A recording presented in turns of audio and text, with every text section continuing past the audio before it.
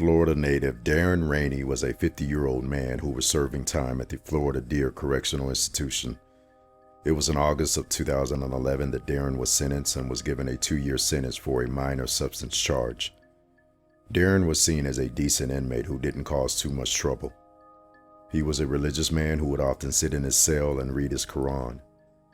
Although Darren was suffering from chronic and severe mental health issues, notably schizophrenia, he was prone to having episodes but was taking some medication to counteract them.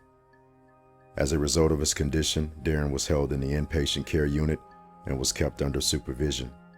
Darren was going to be released in July of 2012, but unfortunately this would never happen. In June of 2012, prison guards took Darren's Quran from him and threw it away. This caused Darren's mental health to decline, and he became increasingly irate. Many of the guards noted that after this incident occurred, his behavior changed.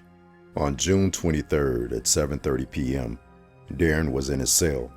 A correctional officer named Ronald Clark came by to check on him. He found Darren smearing feces all over his cell and body. Ronald reported this to his senior sergeant, John Fanfan, who instructed Ronald to take Darren to the showers so that he can clean himself before bed. Here on the CCTV, we can see Ronald escorting Darren to the showers. One of the showers on the second floor of the inpatient unit was altered, and it allowed the correctional officers to control the water and the water temperature on the outside. The taps were located in the janitor's closet next to the shower room, not the shower itself. The shower was 3 foot by 9 foot in size. Officers could control the temperature so the water could be either scalding hot or ice cold. Instead of following procedure, Ronald escorted Darren past 2 shower units to the altered one on the second floor. He was released from his handcuffs and told to thoroughly clean himself. He was then locked in the shower. Showers on the inpatient unit at this facility are single-person cells that are locked from the outside. Once placed inside, inmates cannot leave the showers unless released by officers. He locked Darren in the showers, turned on the water, and left. 2 hours later at 9:30 p.m., Sergeant Fanfan decided that it was time to remove Darren from the shower. Ronald was ordered to make his way there. He turned off the water from the outside and opened the door to find Darren lying face down unconscious. He shouted for some help, and prison guards checked his pulse and realized that Darren was no longer breathing. CPR was attempted, but to no avail. Ronald, along with another correctional officer, Cornelius Thompson, picked Darren's body up and brought him over to a stretcher. As they were doing this, they noticed how Darren's skin began to loosen, peel, and was coming off in clumps. His body appeared to be extremely burned. Darren was carried on the stretcher over to the prison's medical center and was given some medical treatment, but their efforts proved to be unsuccessful. Darren was pronounced dead at 10:07 p.m. So what exactly happened? The following day, on June 24th, the crime scene unit arrived at the facility to conduct an investigation as to how Darren died. Under their supervision, the correctional officers were questioned and they gave their version of events, which is the story I've told so far. Photographs were taken of Darren's body, and these images are available online, but be warned, they are incredibly graphic. Even searching his name can bring them up. If you are squeamish, be careful when searching, as the images are incredibly distressing. The investigators noted that it seemed that Darren's body had suffered serious burns while in the shower. Skin was peeling off from his arms, legs, back, face, and chest. Later that day, an autopsy was conducted. The chief medical examiner, Dr. Emma Luke, stated that she was not able to conclude what the cause of death was. But this is when things got very strange, at least in my opinion. Dr. Liu told the investigators working on the case that there were no burns on Darren's body. Now, from the pictures online, it does seem to me that Darren suffered serious burns, following the ruling that Darren's death was unexplainable. Later that year, a report documented that there was not enough evidence to further investigate. Some media outlets reported that Darren had simply died from a heart attack in the shower due to the fact that his medication can hinder the regulation of body temperature, and the images of Darren's body had yet been released to the public, and thus the case of Darren Rainey was forgotten. That was until a number of complaints aimed at the prison guards came to light.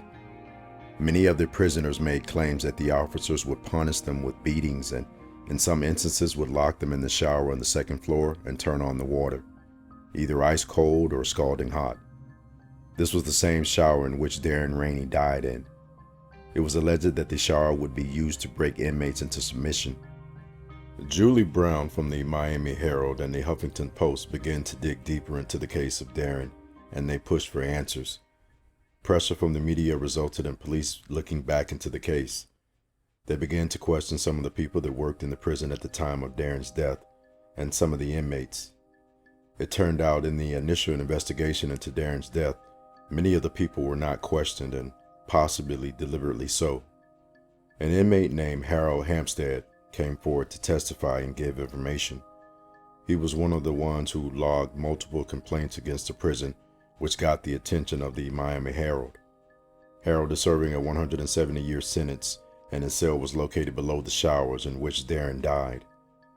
Harold claimed that he would often see guards taking inmates into the shower for punishment, and that it was all too common. Harold remembers that night. He claims to remember the guards taking Darren to the showers and leaving him there for 2 hours. While Darren was there, he was screaming in pain, shouting, "I'm sorry, I can't take this anymore. Please let me out." A number of other prisoners also came forward with the same story. They've heard or seen the abuse, and that on June 23rd, they too heard Darren screaming in pain and recalled the guards ignoring the pleas for help. In 2013, an inmate named Mark Joyner sent a letter to a prisoners' rights organization. He wrote, "I witnessed starvation and other forms of cruelty being used to control or discipline mentally ill patients. One of the methods employed was to place inmates under scalding hot water," and went on to say that this is what killed Darren. He said, "If I'm interviewed, I'll prove to law enforcement that this was intentional," yet nothing was done. When the case came to the light again in 2014, Mark was questioned. He stated that he saw Darren being taken to the showers and heard him scream out in pain, complaining that the water was too hot, and begged to be let out. Mark told investigators that the following morning he was forced to clean the showers in which Darren had been killed. He recalled seeing chunks of flesh that would have belonged to Darren, and a lot of other inmates recall hearing Darren screaming in pain that night. Following this, former employees of the prison soon came forward and stated they too have seen and heard prisoners being beaten and tormented. They corroborated the stories that the prisoners told. One of the nurses that tried to resuscitate Darren claimed that his body had been warmed to the touch and that his body temperature had exceeded 102 degrees Fahrenheit. The nurses also wrote in their report that Darren had suffered significant burns to his body. This was also backed up by a paramedic who also attended the scene, who also claimed that Darren's skin was burnt. Prison officials tested the temperature of the water from the shower where Darren was locked in, and the test concluded that the water could reach temperatures of 106 degrees Fahrenheit. This temperature is capable of causing burns. In fact, when they were testing the water, it splashed back on one of the people, and they stated that the water was hot enough to cause them pain. In 2016, Dr. Emma Lou finally published the finalized version of the autopsy report, and the death of Darren Rainey was ruled as an accidental. She put down the cause of death to Darren's medication that he was taking for his mental health issues and his heart disease. There were 4 officers that were deemed to be responsible for what happened to Darren, and it stated officially that Sergeant John Fanfan, Cornelius Thompson, Ronald Clark, and Edwina Williams did not act with premeditation, malice, hatred, or evil intent. In 2018, Darren's family received a $4.5 million settlement, which came from the taxpayers. Despite this, the case of Darren Rainey remains accidental. What is so tragic about this case is that Darren was clearly in need of help, and instead of getting this help, he went through unimaginable torture by the correctional officers. And sadly, this is likely the end of the story. Thanks for watching, and if you're a fan of true crime stories like I am, then hit the subscribe button. Don't forget to leave a comment and tell me what you think. Do you think justice was served?